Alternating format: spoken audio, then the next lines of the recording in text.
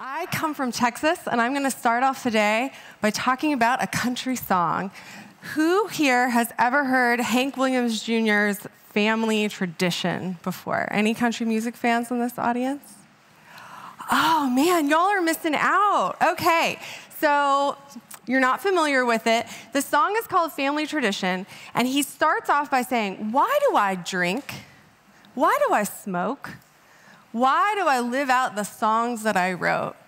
And then he answers these questions, reflecting on his own behavior, with a deceptively simple answer. He says, it's my family tradition. Now, if you know anything about Hank Williams Jr., you would know that his father died at the age of 29 after essentially drinking himself to death. So this is someone who had a father who was an alcoholic and is reflecting on his own behavior and is saying, did I inherit this? Is this something that I got from my parents? So before we dive into the scientific details today, what I want you to do is just take a minute and reflect on what are your family traditions? What are the behaviors, the vices, the vulnerabilities that you think that maybe I struggle with this because I got this from my mom or my dad? As you think about your family tradition, maybe vice and vulnerability isn't the whole story. Maybe you also think about strengths, character traits, advantages that you got from your parents. The ancient Greeks certainly thought that you could get character traits, positive character traits, inherited from your family.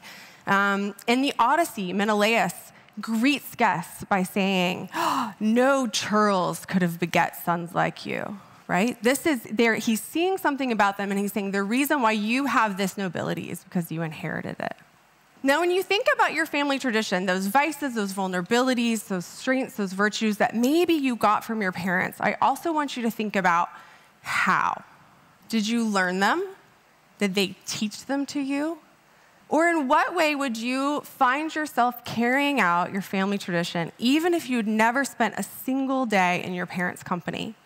Because they also bequeathed you something else, and that's your genes.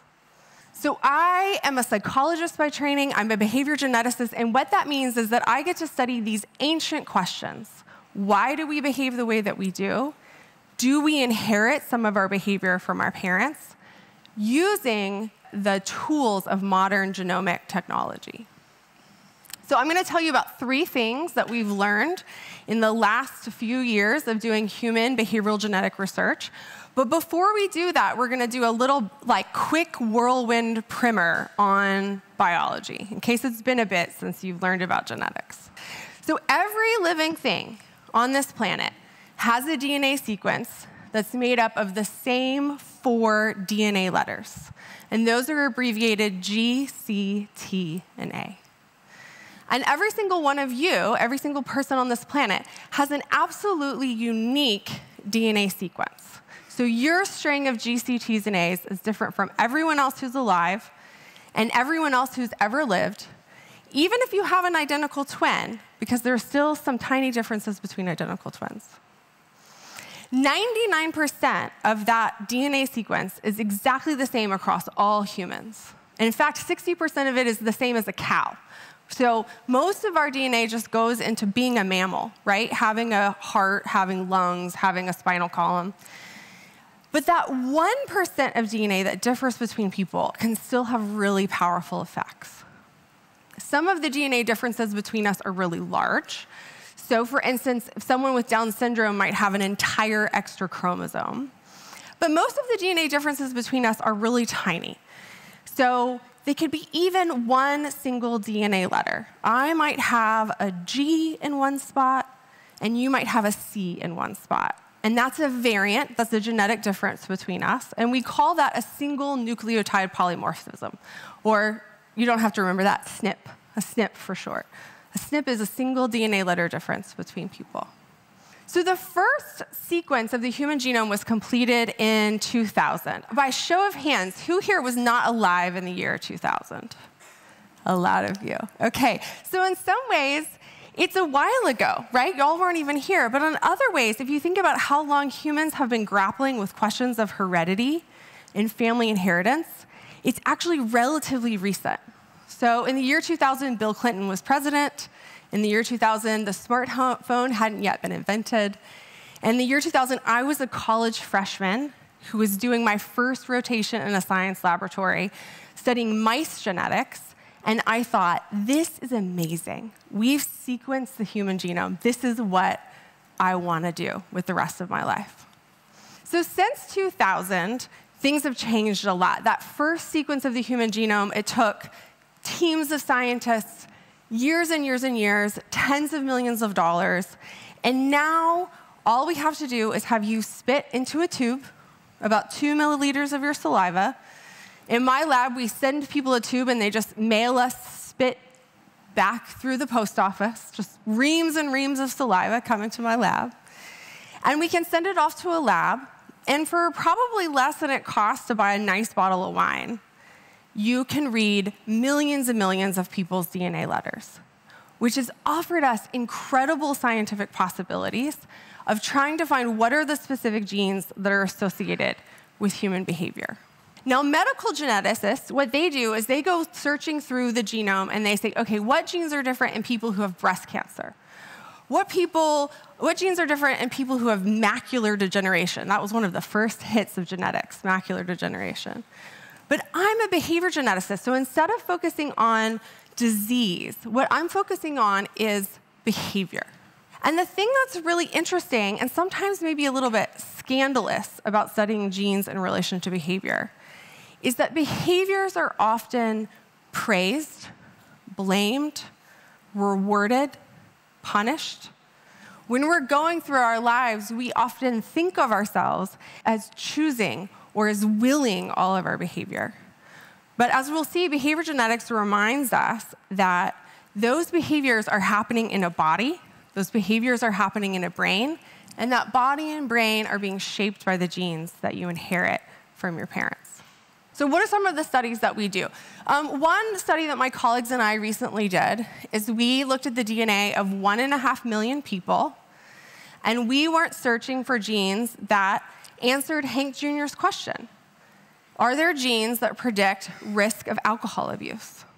And we found 500 of them, 500 spots in the genome, each of which had a significant but teeny, tiny, tiny, tiny, tiny effect on your chances of becoming an alcoholic. There's no one gene for alcoholism. There's many genes that slightly change your odds. So what do we do with that information? One thing that we do is that we then add up the effects of all the genes that we know about that affect a behavior, like alcohol abuse, and we calculate something that's known as a polygenic score, or a polygenic index. And then we go to a new group of people and we say, okay, here's your polygenic index. What is your likelihood of showing this behavior?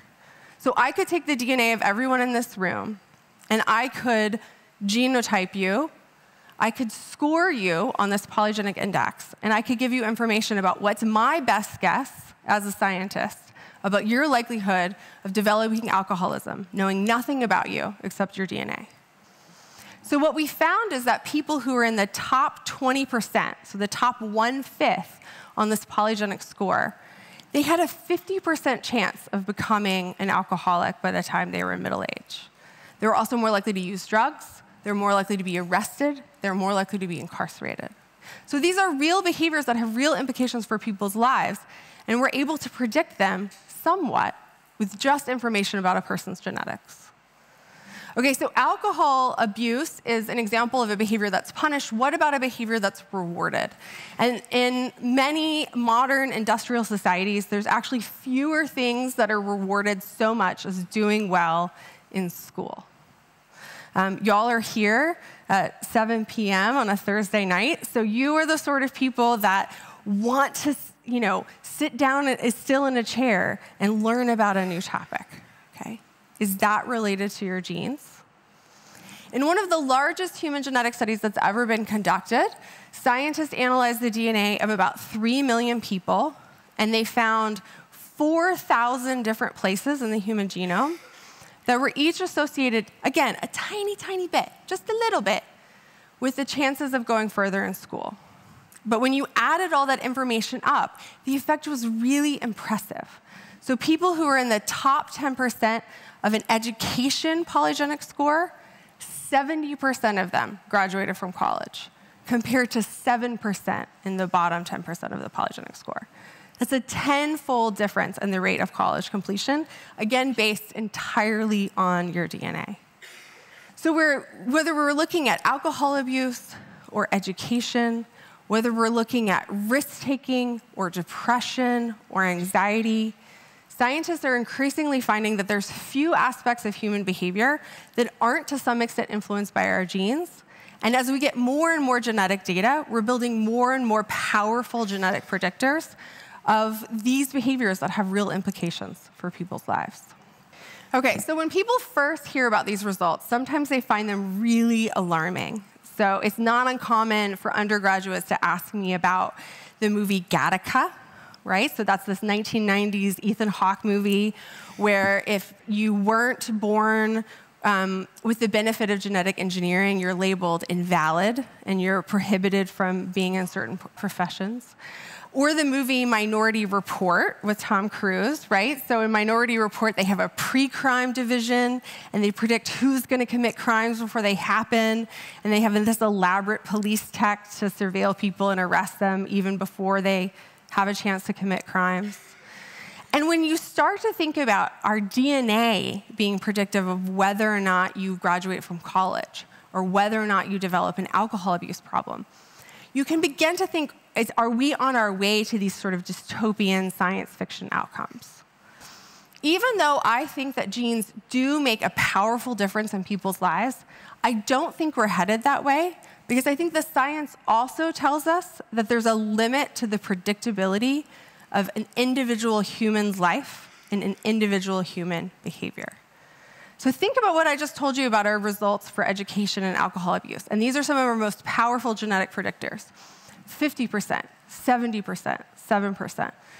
I'm talking in terms of percentages. I'm talking in terms of likelihoods. I'm talking in terms of odds. I'm not talking about in terms of certainties. Now, maybe when we get more information, more data, more AI, more genetics, we'll get there, but I don't think so. And that's because I pay attention not just to the research with humans, but also to the research with animals. And research with genetically identical animals are very clear that although genes make a difference, the genotype is not destiny.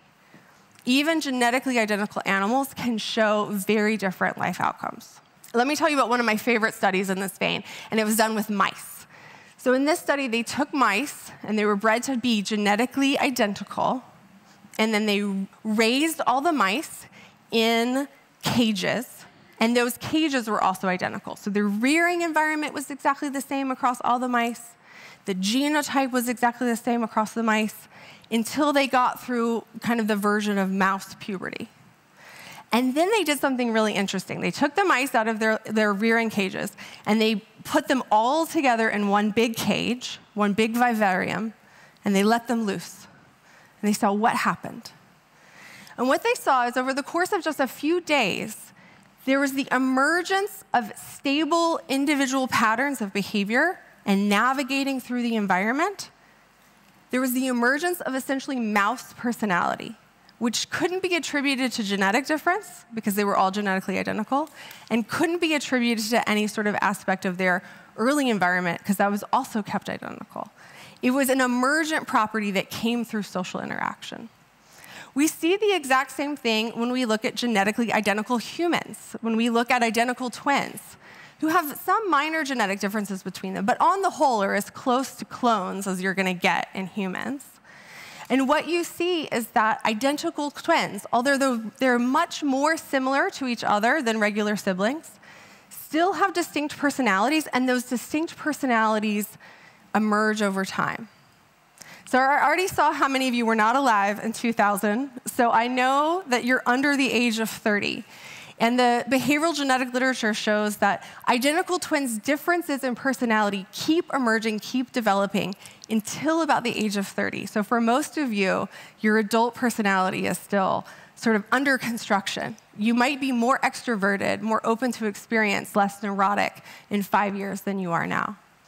One last story about genetically identical animals, and it's something that could only happen in my home state of Texas, which is a couple that decided to clone their beloved pet bull.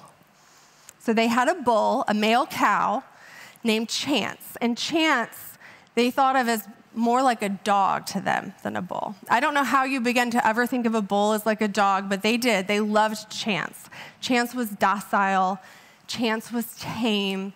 And then when Chance died, they asked scientists at Texas A&M University to clone Chance using tissue they'd collected from him before he died.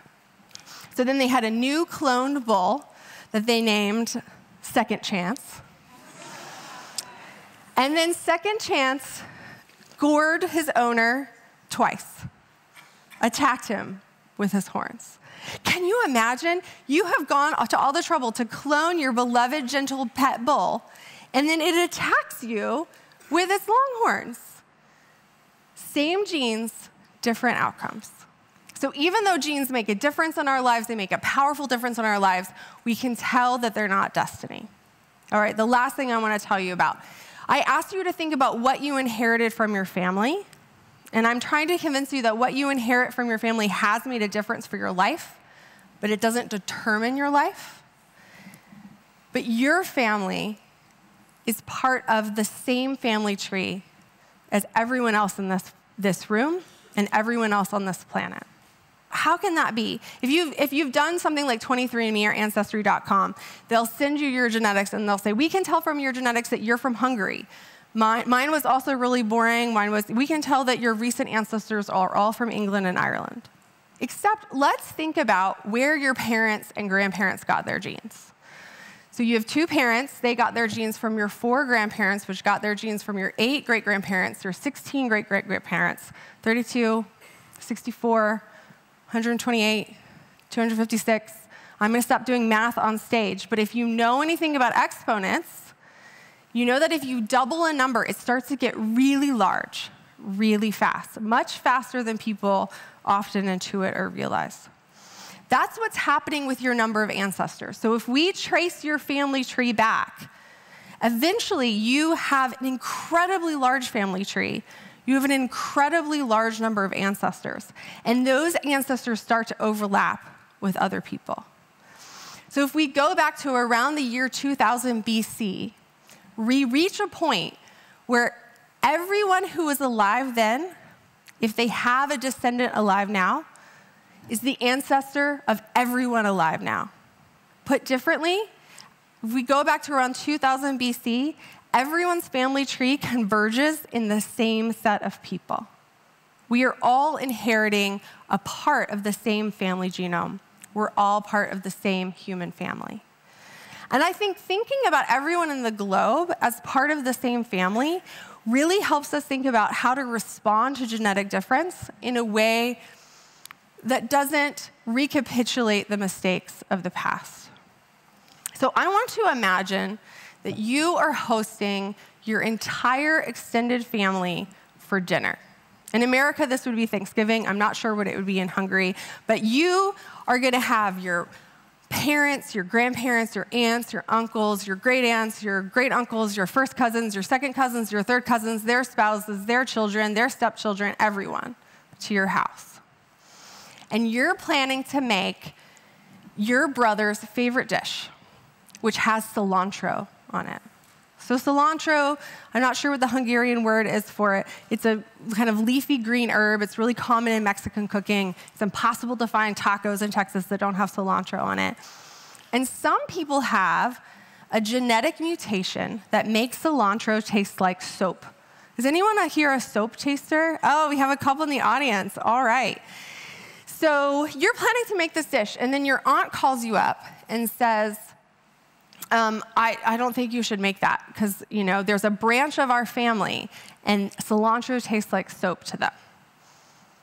What do? Here are some options. You could put a little soap in the dish so that it tastes like soap to everyone. Right? You could. That's a way to equalize everyone's experience at dinner, make it all soapy. You could disinvite the soap tasters.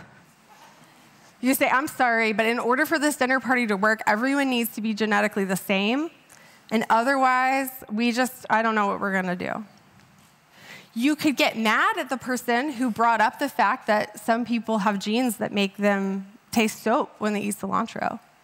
Enough with this myth of genetic soap tasting, right? I don't want to hear it. That's a threat to our dinner party. You probably wouldn't do any of those things.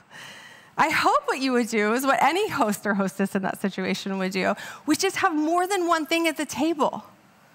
You would have more than one dish. You would have a variety of offerings so that someone got their favorite and the person who doesn't like cilantro has something to eat, right? What we're trying to equalize is participation in this experience, not the taste functioning and not the genotype. That is how I think we should respond to information about genetics in our modern society. Not as a tool for exclusion, not as inconvenient information that we want to make go away, not by handicapping people in the name of equality, but responding to genetic diversity with diversity of opportunity to participate as equals with dignity in a common experience. So I'm going to end there. Thank you so much for your attention. So much for that, Paige. Guys, it is question time. If you have any questions, anything you want to address, yeah, we've got lots of people. Let's start with the woman in the white blouse over there. So regarding alcoholism, you mentioned that the top 20% of people had like 50% of chance, which is not super high still, I would say. Yes.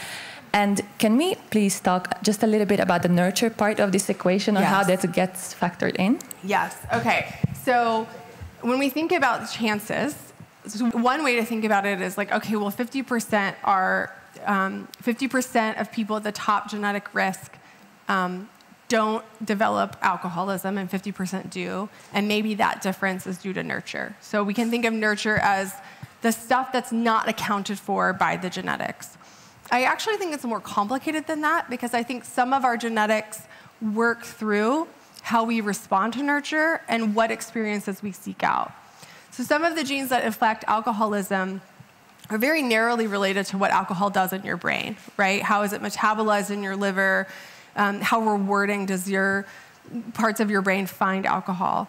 But some of it seems to be related to just sort of general risk-taking abilities. And so what we see is things like you have a genetic predisposition, it seems to change who you end up being friends with, and then having friends that like to party affect you. And so I think the nurture part is actually very wound up into how the genes have their effect. What that also means is that we don't have to be, again, fatalistic about the genetic effects. There's a really great study where they teach parents to better monitor their children, including who are their children spending time with. And that actually lowers the risk of their having alcohol problems and lowers it the most for kids who are at the highest genetic risk because that genetic risk is operating through exposure to these environmental risks. That's a great question. Thank you. Good question. Thank you. Do we have someone else on this side? Yes, this gentleman in the front row. That was a wonderful talk. My question to you is, now that gene editing is an actual possibility, what are the ethical implications of such a technology? Thank you very much. So I'm going to widen your question out a little bit to be not just gene editing, but also gene selection, so polygenic selection for something like embryos. Gene editing is really useful potentially one day if you have a single gene of large effect. Most of the behaviors that we're interested in are influenced by hundreds or even thousands of genes. So we're not really thinking about gene editing as something that's really going to be a use case when we're talking about changing risk for alcoholism. That being said, there is opportunities to potentially select embryos based on genes. The problem with that is that genes don't neatly conform always to our idea of good genes versus bad genes. So for instance, some of the genes that make it more likely for you to go to college also increase your risk of schizophrenia. Some of the genes that are related to your risk for alcoholism seem to be more common in people who are entrepreneurs and new business owners.